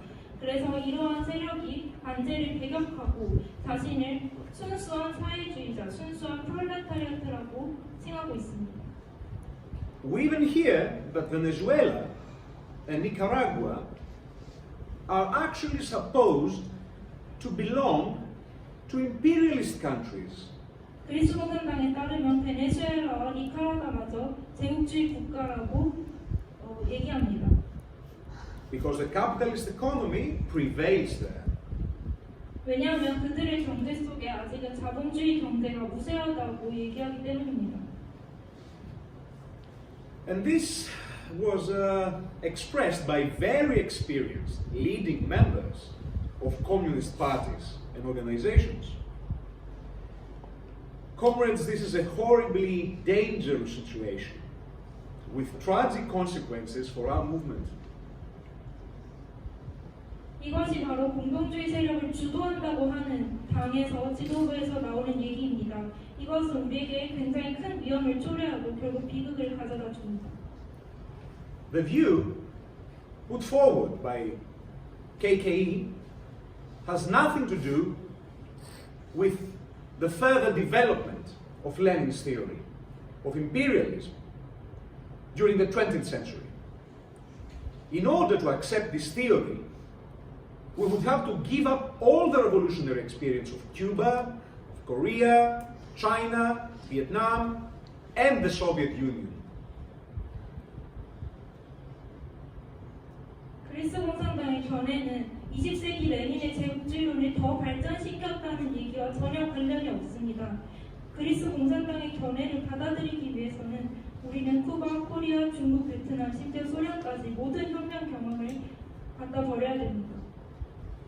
As we can see, there is a much deeper and more fundamental antagonism in the movement than just one based on different assessments of a single country, like Russia or China or a war.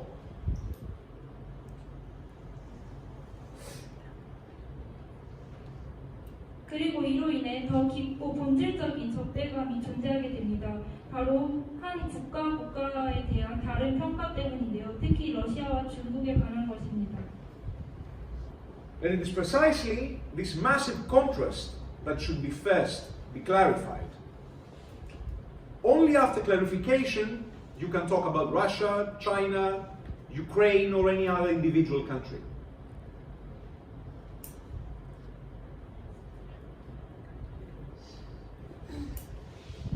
Marxism is characterized by the fact that it's strictly scientific compared to other social theories.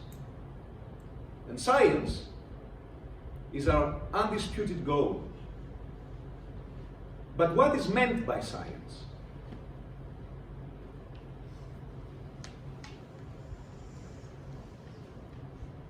막시즘은 다른 사회 이론에 비해서 가장 과학적으로 성격을 규정합니다. 과학은 논쟁이 필요 없습니다. Can one have an opinion about the character of a war? Shouldn't we rather use the instruments that Marxist-Leninism gives to us in order to decode reality scientifically? In general, some comrades reject opinions because objective truth, which is researched by science, does exist.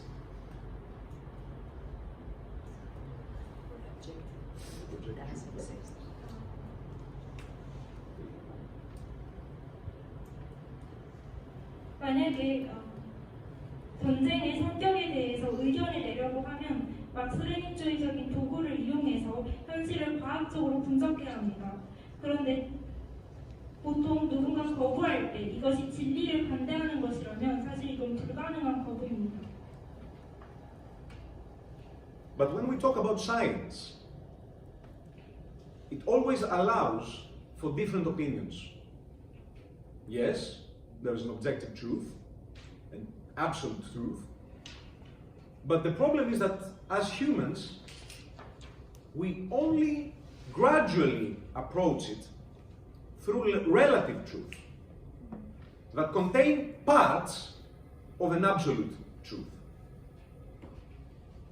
Science is only an attempt to establish this truth, and you can see that in Engels's Dialectics of Nature.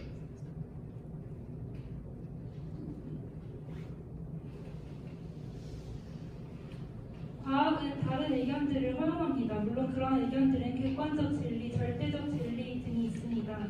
그런데 인간은 점진적으로 상대적 진리에 접근해서 절대적 진리로 수렴합니다. 과학이 이것을 유일하게 해줍니다. 마치 앵겔스의 자연변제법처럼. Different opinions are necessary, and the truth is only known in the process of scientific discussion with evidence and experimentation. Differing opinions are also inevitable in Marxism, and I would not readily label the adherents of different opinions revisionists or opportunists without having a factual discussion with them.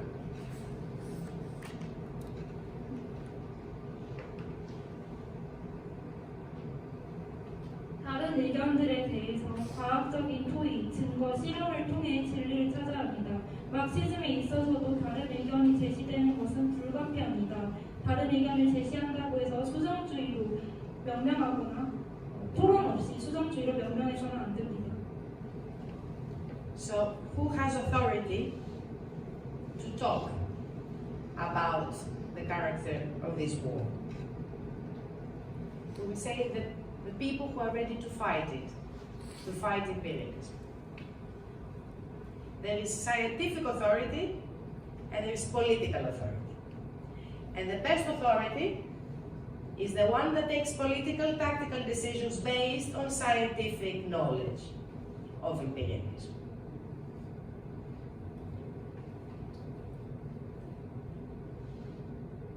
그래서 전쟁의 성격을 말할 수 있는 권한은 누구에게 있겠습니까? 바로 민중들, 제국주의에 맞서 싸울 준비가 된 민중들입니다.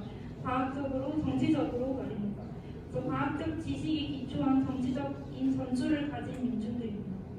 So, we believe and we are very happy and very open to discussions because we are not afraid of discussions when you are a true communist and when you base yourself on science. You don't label another communist party as opportunistic without participating in an equal dialogue about such an important thing, such as this war.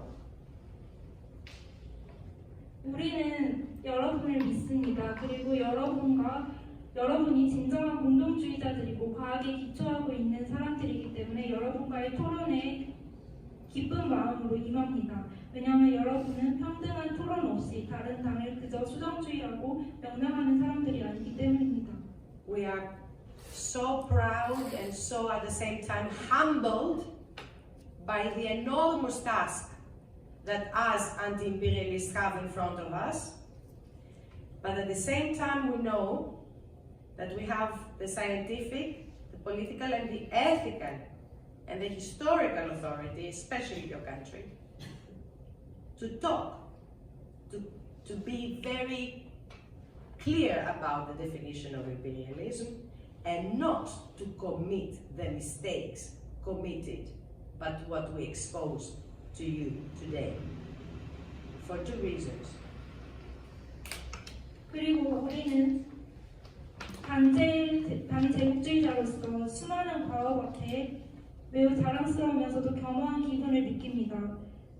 그리고 여러분의 나라가 과학적으로, 정치적으로, 도덕적으로, 역사적으로 명확히 제국주의를 규정하고 우리가 노출된 것에 의한 실수를 범하지 않도록 할 책임을 느낍니다. For two reasons. That we know that we cannot treat countries as individuals, as single entities, without connections with the other countries in the world. We cannot talk about an invasion of an independent country such as Ukraine without seeing the connections that Ukraine has had with US imperialism. We cannot talk about one country as an individual entity without seeing the links and the connections with other countries in the same way that we talk about Ukraine. 그리고 먼저 첫 번째로는 어떠한 연계 없이는 어떤 국가가 개별로 존재하지 못한다는 것입니다. 우크라이나도 미제국주의와의 연계가 있습니다. We are also confident that in the platform we start sharing a common, very clear scientific understanding that says that imperialism is a stage of development of a country, but it does not occur automatically for every country in the world, and that every country in the world is not necessary to become feudal, capitalist, then imperialist. Every country has its own path towards that. 그리고 두 번째로 확신하는 것은 플랫폼이 상식으로 그리고 명확히 과학적으로 제국주의는 각 나라의 발전 단계임을 강조하는 것입니다. 제국주의는 자동적으로 모든 나라에 나타나지 않습니다. 모든 나라가 자동적으로 봉건제, 자본제를 거쳐서 제국주의가 되지 않습니다. 모든 나라는 각자의 발전 경로를 가집니다. And as a conclusion, we are confident that we share the understanding that imperialism is not a pseudo theory about pyramid. It is a reality. It is what Lenin described, a chain with links. Center, semi-periphery, periphery. And every country belongs to this order, but not every country is an imperialist exploiter. 그리고 결론적으로 우리는 우리의 이해를 공유하고 싶습니다. 제국주의는 제국주의 피라미드론과 같은 사이드 이론이 아니라 레닌의 고리로 연결된 사슬을 묘사한 그런 현실적인 이론입니다. 레닌에 따르면 모든 나라가 이 사슬의 질서에 엮여 있지만 그렇다고 해서 모든 나라가 제국주의 국가이자 참치 국가는 아닙니다. So, with this clarity, with this determination, we need to mobilize as many people as we can to enter the anti-imperialist camp and to be able to rise to face the challenges of our times without feeling defeated and demobilized. We owe it to the future generations. Thank you for listening to us. 그래서 이러한 명확한 확신을 가지고 많은 민중을 조직하여 반제 진영으로 동원해서 우리 시대의 난관을 패배주의와 분열 없이 미래 세대를 위한 승리로 이끌 것입니다. 지금까지 들어주셔서 감사합니다. 다시 한번 긴 시간 함께해주신 분들께 힘받고 있습니다.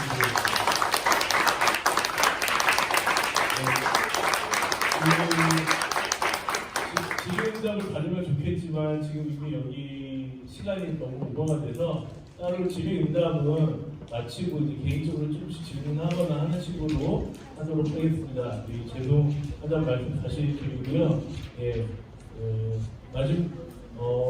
이제 오늘 이것으로서 민중민주당과 세계반제 플랫폼에서 주최한 우크라이나전과 반제진영 모든 강연회를 모두 마치도록 하겠습니다. 본 강연 내용은 유튜브에서 민중민주당 라이브 유튜브 채널